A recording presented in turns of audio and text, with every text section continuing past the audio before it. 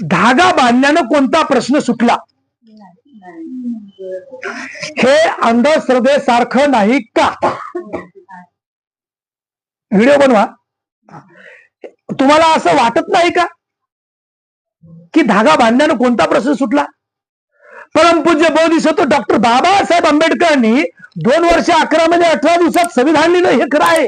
पण त्या आधी 32 डिग्र्या घेण्यासाठी देशा विदेशात गेले, शिक्षणासाठी गेले की नाही?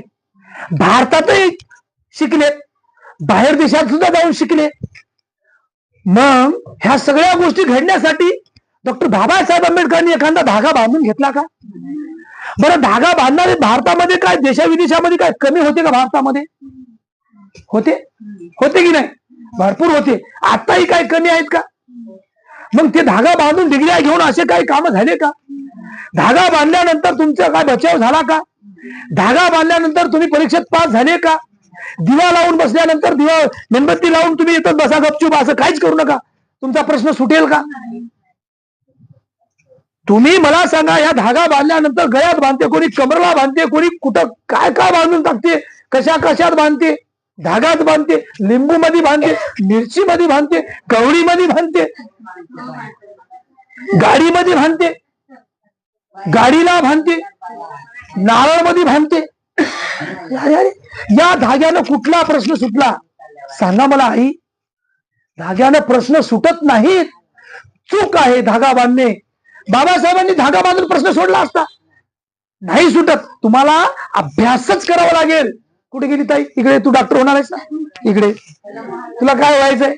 बस इथे. तुझा आज बर्थडे आहे ना, तुझी इच्छा काय? डॉक्टर बनायचं आहे ना? तर तू धागा बांधू नको. तू असं दिवा लावून कुठं बसू नको देवापाशी. लिंबू मिरचीला हातच लावू नको, खायासाठी घे. बरोबर आहे? गळ्यात काय बांधू नको, कोण्या महाराजापाशी जाऊ नको, कोण्या भुवाबाजी पाशी जाऊ नको. कारण अभ्यासच करावा लागेल. तेव्हा तू खूप मोठी विद्वान होशील की नाही? आणि सगळ्यात जर प्रगती करायची असेल तर काय करावं लागेल? अभ्यास. धागा बांधण्याला प्रश्न सुटेल का प्रश्नपत्रिकेमधला? आता 10वी 12वी पेपर सुरू आहेत. बांधा ना मोठा धागा. जाय ना, पेपर सुटते का पाहू. कोणत्या डिग्र्या घेते? धागा बांधणाऱ्यांना डिग्र्या घेतल्या नाही, देशाला लुटलं, अजूनही लुटत आहे. त्याच्यामध्ये जाऊ नका. धागा बांधल्यानं आमच्या भंतीची सुद्धा धागा बांधतात, शिलाचा धागा आहे म्हणतात. ठीक आहे, अगोदर माहित नव्हतं, कोण कोठून घुसवलं माहित नाही. बुद्धाच्या काळात धागा होता का बांधणे? कोण्या भंतेजीला? एखादी तरी चिकित्सा करा. बाबासाहेबांनी जे भगवान बुद्धांनी त्याचा धम्मग्रंथ लिहिला, त्या ग्रंथामध्ये आहे का धागा बांधायचा? मग मला सांगा, डॉक्टर बाबासाहेब आंबेडकरांनी कुठंतरी लिहून ठेवायला लागत होतं की हे धागा बांधा? आहे की नाही? धागा बांधून कुठलाच प्रश्न सुटला नाही. तर प्रश्न सुटला असेल तुमचा, तर तुमचाही प्रश्न सुटेल. स्वतःच्या बुद्धीच्या कसोटीवर कुठलीही गोष्ट घडली तर शांत बसा, त्याच्यावर विचार करा, त्याच्यावर मनन करा. इतरांना विचारूच नका. कोणी चांगला सल्ला देईल तर कोणी वाईट सल्ला देईल. आधीचा काही वाद झाला असेल तर तुम्हाला कोणता सल्ला देईल मी सांगू शकत नाही. तुम्ही चिकित्सा करा.